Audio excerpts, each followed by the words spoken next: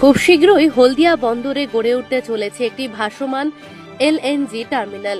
এই টার্মিনাল গড়ে তোলার জন্য খুব শীঘ্রই একটি চুক্তি হবে বলে জানা গিয়েছে। এই প্রকল্প গড়ে তুলতে 10 একর জমি এবং 15 একর জলাশয়কে ব্যবহার করা হবে। এই প্রকল্পটি চালু হলে বছরে 1.5 মিলিয়ন মেট্রিক টন রিগ্যাসিফিকেশন হবে।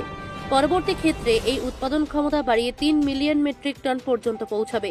এই ভাসমান টার্মিনালটি তৈরির বরাত পেয়েছে শ্যামাপ্রসাদ মুখার্জি পোর্ট।